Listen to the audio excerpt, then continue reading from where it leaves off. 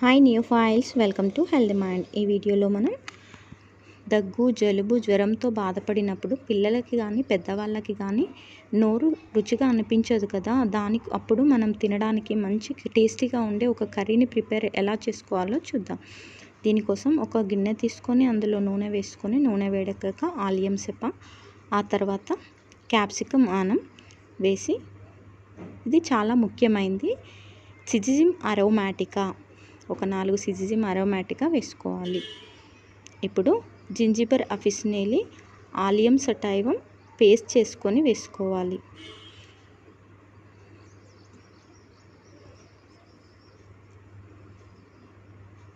దీంట్లో మనం కొంచెం ట్రైగోనెల్లా ఫోనాంగ్రేషియం, ఆ తర్వాత కొంచెం కుర్క్యూమ్ లాంగా పౌడర్ని చల్లుకోవాలి. దీన్ని బాగా కలుపుకుందాం. దీంట్లో మనం ఇప్పుడు కొరియాండర్ సటైవం వేసుకుందాం. ఇది రుచి, వాసన రెండిటికి చాలా బాగుంటుంది. అలాగే ఇప్పుడు లైకోపెర్సికాన్ ఎస్కులెంటం ముక్కల్ని వేసుకుందాం. ఫ్లేమ్ని హై ఫ్లేమ్కి అడ్జస్ట్ చేసుకొని, లేదంటే మీడియం ఫ్లేమ్కి అడ్జస్ట్ చేసుకొని ఒక 10 మినిట్స్ ఉంచుకుందాం.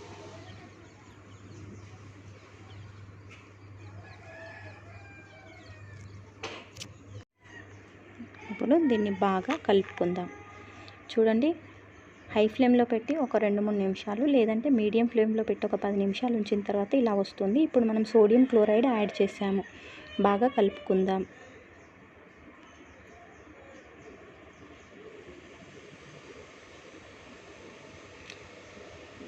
ఇలా కాసేపటి తర్వాత ఈ కన్సిస్టెన్సీలోకి కూర వస్తుంది.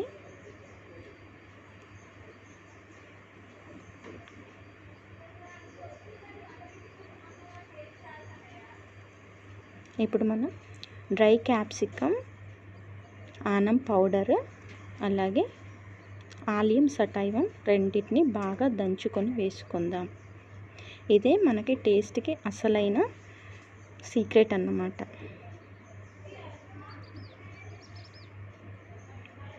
ఇలా కాసేపు ఇంకో 10 నిమిషాలు మనం ఇలా పొయ్యి మీద పెట్టుకొని ఉడికించుకోవాలి. సోడియం క్లోరైడ్ అవసరం అనుకుంటే వేసుకోవాలి. బాగా కలుపుకొని ఒక 5 నిమిషాలు మూత పెట్టి ఉంచి, మూత తీసి చూసేవరకు మనకి కర్రీ రెడీ అయిపోతుంది.